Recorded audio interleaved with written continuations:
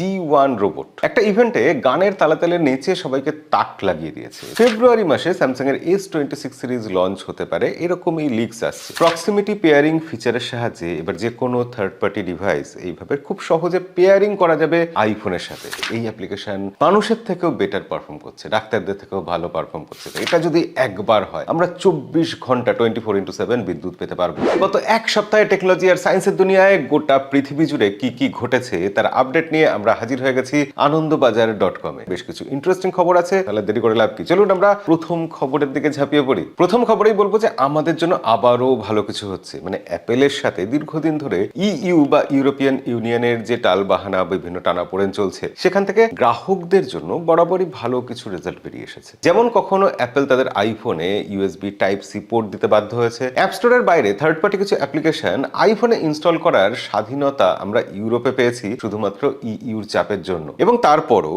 EU অ্যাপেলকে ছেড়ে দেয়নি, গ্রাহকদের জন্যই ভেবে চলেছে। এবং এবার যা খবর আসছে সেই অনুযায়ী আমরা আইফোনে থার্ড পার্টি বা অন্য কোম্পানির তৈরি এয়ারপডস বা TWS এবং যে স্মার্ট ওয়াচ হয় বিভিন্ন রকম, সেই স্মার্ট ওয়াচ গুলো আরো ভালোভাবে কানেক্ট করতে পারবো এবং ইউজ করতে পারবো। প্রক্সিমিটি পেয়ারিং ফিচারের সাহায্যে এবার যে কোনো থার্ড পার্টি ডিভাইস এইভাবে খুব সহজে পেয়ারিং করা যাবে আইফোনের সাথে। এবং শুধু পেয়ার করা যাবে না, থার্ড পার্টি ডিভাইসে যে নোটিফিকেশন আসবে, যেরকম স্মার্ট ওয়াচের নোটিফিকেশন আসা বা বিভিন্ন কোম্পানির TWS আমরা যে সেই নোটিফিকেশন শুনতে পাই এবং স্মার্ট ওয়াচের মাধ্যমে সেই নোটিফিকেশনের রিপ্লাই করতে পারি, সেগুলো এবার আইফোনেও করা যাবে। এবং তার জন্য আমাদেরকে আর অ্যাপেল ওয়াচ কিনতে হবে না, এয়ারপডস কিনতে হবে না বাধ্যতামূলকভাবে। এই ব্যাপারটা অ্যাপেলের ব্যবসা হয়তো কিছুটা কমিয়ে দেবে, তবে হ্যাঁ আমাদের জন্য এটা অনেক বড় একটা অ্যাচিভমেন্ট বলা যেতে পারে। এই বছরের শুরুতেই টেক দুনিয়ায় সবথেকে বড় যে খবরটা হতে চলেছে সেটা স্যামসাং গ্যালাক্সি S26 এর লঞ্চ ইভেন্ট। প্রতি বছরই এটা হয়, কিন্তু এই বছর সম্ভবত জানুয়ারি মাসে সেটা হচ্ছে না। ফেব্রুয়ারি মাসে স্যামসাং এর S26 সিরিজ লঞ্চ হতে পারে এরকমই লিকস আসছে। কিন্তু ইতিমধ্যেই বিভিন্ন ব্যাটারি সার্টিফিকেশন সাইটে স্যামসাং এর গ্যালাক্সি S26 ফোনে বা সিরিজের 4টে ফোন লিস্টেড হয়ে গেছে। যথারীতি S26 ফোনটা আছে বেস ভেরিয়েন্ট, তারপর S26 প্লাস আছে একটু বড় ফোন হবে, এবং S26 আলট্রা আছে। কিন্তু ফোর্থ ফোন, হ্যাঁ একটা ফোর্থ ফোন আছে S26 এজ। অর্থাৎ স্যামসাং তাদের পাতলা ফোন পুরোপুরি সম্ভবত ডিসকন্টিনিউ করছে না। ব্যবসা কম হচ্ছে, বিক্রি কম হচ্ছে পাতলা ফোনের, কিন্তু স্যামসাং তবুও সেটা আরো এক বছর কন্টিনিউ করতে চায়। তবে মার্কেটে খবর এটাই যে যদি স্যামসাং এর S26 আলট্রা ফোনটার বিক্রি কম হয় তখনই এজ সিরিজের ফোন স্যামসাং লঞ্চ করবে। যদি S26 বা S26 সিরিজের বাকি ফোনগুলো ভালো ঠিক মতো আশা অনুরূপ বিক্রি হয়, তাহলে এজ ফোনটা হয়তো ডিসকন্টিনিউই করে দেওয়া হবে। আপনার কি মনে হয় S26 এর মতো পাতলা ফোন কি এক্সিস্ট করা উচিত? স্যামসাং এর এই ফোনটা বা এই সিরিজটাকে ডিসকন্টিনিউ করে দেওয়া উচিত? কি মনে হয় আপনার মতামত কমেন্টে লিখে জানাবেন। পরের খবর স্যামসাং এর নতুন ফোন নিয়ে। স্যামসাং তাদের গ্যালাক্সির ট্রাইফোল্ড, হ্যাঁ 3বার ভাঁজ হওয়া ফোল্ডিং ফোন তারা লঞ্চ করেছে খুব শিগগিরই। আপনারা জানেন গোটা বিশ্ব জুড়ে এই নিয়ে একটা আলোচনা হয়েছে, টেক দুনিয়াতে হইচই হয়েছে স্যামসাং নতুন কিছু করেছে বলে। কিন্তু জেনেরিক এভরিথিং এর যে টেস্ট, সেই টেস্টে ডিউরেবিলিটি টেস্টে দেখা গেছে যে এই ফোনটা ফেল করেছে। হ্যাঁ প্রথম জেনারেশনের ফোন, কিন্তু এই ফোন সামান্য চাপ দিতেই, জেনেরিক এভরিথিং যে তার চ্যানেলে ফোন টেস্ট করেন আপনারা জানেন, এবং সেখানে তিনি সামান্য চাপ দিয়ে দেখছিলেন এই ফোনটা কতটা শক্তপোক্ত। দেখা গেছে এই ফোনের হিঞ্জ যথেষ্ট মজবুত নয়, ফোনের ডিসপ্লে এবং হিঞ্জ ভেঙে গেছে সামান্য চাপ দিতেই। তবে ফোন যেখান থেকে ভেঙেছে সেটা কিন্তু হিঞ্জের জায়গা না, অ্যান্টেনা লাইনের জায়গা থেকে ভেঙে গেছে। এটাও একটা সারপ্রাইজিং ব্যাপার। আসলে ফোনটা পাতলা রাখার জন্য, হালকা রাখার জন্য স্যামসাং যেরকম চেষ্টা করেছে, ফোনটা দেখতে ভালো হয়েছে, তাতে অনেকটা হালকা এবং পাতলাও হয়েছে, কিন্তু ফোনের যে মজবুত হওয়ার ব্যাপারটা সেই জায়গাটা কোথাও গিয়ে সম্ভবত নেগলেক্ট হয়ে গেছে। এবং জেনেরিক এভরিথিং এর এই পরীক্ষাতেই ধুলো ময়লা নিয়ে যখন পরীক্ষা করা হয়েছে তখন সেই ডার্টটাও রেজিস্ট করতে পারেনি এই ফোনের হিঞ্জ।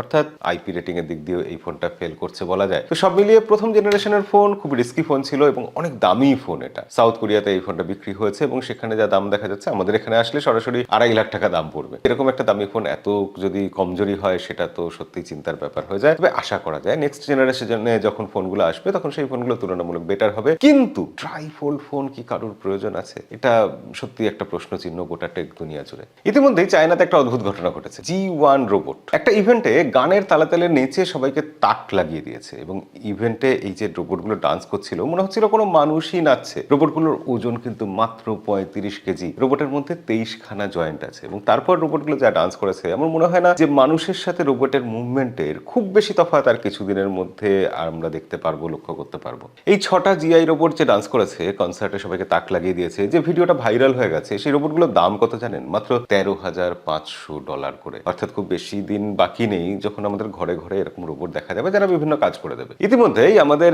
এইমস আর গুগল মিলে একটা অ্যাপ্লিকেশন তৈরি করেছে, যে অ্যাপ্লিকেশনটা খুব শীঘ্রই লঞ্চ হতে চলেছে এবং অ্যাপ্লিকেশনটার নাম হচ্ছে ডার্মা। না, শুধু ডার্মা নয়, ইন্ডাস ডার্মা। এবং তার স্পেশালিটি এটাই যে আমরা ক্যামেরা দিয়ে আমাদের স্কিনের যদি ছবি তুলি, সেই অ্যাপ্লিকেশন বলে দেবে স্কিনে কি কি রোগ আছে বা কি কি রোগ হতে পারে এবং তার চিকিৎসা কি কি হওয়া উচিত। এবং এটা এআই এর মাধ্যমে পুরোপুরি হতে চলেছে এবং দেখা গেছে যা কিছু এখনো অব্দি রেজাল্ট, যে এই অ্যাপ্লিকেশন মানুষের থেকেও বেটার পারফর্ম করছে, ডাক্তারদের থেকেও ভালো পারফর্ম করছে। তার মানে এটা না যে এটা ডাক্তারদের রিপ্লেস করে দেবে, অবশ্যই এটা বেসিক লেভেলের একটা ব্যাপার, কিন্তু হ্যাঁ, এই জিনিসটা কতটা হ্যান্ডি, কতটা সুবিধাজনক ভাবুন। ইন্ডিয়ার মতো একটা দেশে যেখানে গ্রামে গঞ্জে ডাক্তার পাওয়া মুশকিল, মানুষ চট করে ডাক্তারের কাছে পৌঁছতে পারে না, সেখানে এইরকম যদি একটা অ্যাপ্লিকেশন থাকে, সাধারণ মানুষের কতটা উপকার হবে ভাবা যায়। এআই সবসময় শুধু খারাপ করে না, বরঞ্চ বেশিরভাগ সময় ভালো করে, এটা আমরা বারবার প্রমাণ পাচ্ছি। এদিকে জাপান স্পেস সোলার পাওয়ার টেকনোলজির একটা নতুন ধাপ পেরিয়ে গেছে। আমরা দীর্ঘদিন ধরে এই গবেষণা করছি যে মহাকাশে যদি কোনো রকম একটা স্যাটেলাইট পাঠানো যায়, সেখানে সোলার প্যানেল বসানো থাকবে এবং সেখানে সূর্যের আলো থেকে ইলেকট্রিসিটি তৈরি হবে। সেই ইলেকট্রিসিটি কোনোভাবে পৃথিবীতে পাঠানো হবে এবং পৃথিবীতে এসে সেটা আবার ইলেকট্রিক এনার্জিতে কনভার্টেড হবে এবং সেটা আমাদেরকে বিদ্যুৎ দেবে। এই ব্যাপারটা যদি সফলভাবে করা যায় তাহলে পৃথিবীর বিদ্যুৎ সমস্যা তো মিটে যাবে, এটাই স্বাভাবিক ব্যাপার। এবং রিসেন্টলি জাপান এই পরীক্ষা সফলভাবে করে দেখিয়েছে। তার ছাড়া ওয়্যারলেসলি যে মহাকাশে বিদ্যুৎ তৈরি হয়েছে, সেই বিদ্যুৎ পৃথিবীতে পাঠানো সম্ভব হয়েছে এবং সেটা কনভার্টেড হয়ে আমরা নর্মাল বিদ্যুতের মতো সেটাকে ব্যবহার করতে পেরেছি বিভিন্ন কাজে। তবে হ্যাঁ, এটা এখনো কমার্শিয়ালি ফিজিবল নয়, খুব ছোট স্কেলে পরীক্ষা হয়েছে। একটা গোটা শহর এইভাবে বিদ্যুৎ পেতে পারবে এরকম এখনো পসিবল হয়নি। কিন্তু ভাবুন, এটা যদি একবার হয়, আমরা 24 ঘন্টা 24x7 বিদ্যুৎ পেতে পারবো। মেঘ, বৃষ্টি, রাত, কোনো কিছুতে কোনো বাধা থাকবে না। সোলার এনার্জি আমরা সব সময় পাবো। রিমোট এরিয়া, গ্রামে, যে কোনো জায়গায়, শহরের সব জায়গায় এই বিদ্যুৎ পৌঁছে দেওয়া সম্ভব হবে। এবং সব থেকে বড় কথা, পলিউশনের কোনো ভয় নেই, কোনো জ্বালানি পোড়াতে হবে না। পৃথিবীর শক্তির যে সমস্যা, সেই সমস্যা বোধহয় পুরোপুরি মিটে যাবে এরকম হলে। এবার সত্যি সত্যি বাস্তবে এই জিনিসটা হয় কিনা সেটা দেখার জন্য, সেটা জানার জন্য আমাদের আরো কিছুদিন অপেক্ষা করতে হবে। তবে হ্যাঁ, এরকম লেটেস্ট খবর পাওয়ার জন্য, এরকম সব বিষয়ে জানার জন্য আপনাকে বেশি খুঁজতে হবে না, আমাদেরকে ফলো করে রাখবেন অবশ্যই। সায়েন্সের দ্বিতীয় খবর, ইতিমধ্যে নাসা নিশ্চিত করেছে যে পৃথিবী একদিন তার অক্সিজেন রিচ অ্যাটমসফিয়ার হারিয়ে ফেলবে। একদিকে সূর্য ধীরে ধীরে গরম হচ্ছে, আরো উজ্জ্বল হচ্ছে, এর ফলে বায়ুমণ্ডলে কার্বন ডাই অক্সাইড কমে যাবে, না অক্সিজেন কমছে না প্রথমেই। এবং কার্বন ডাই অক্সাইড কমে গেলে কি হবে ভেবে দেখেছেন?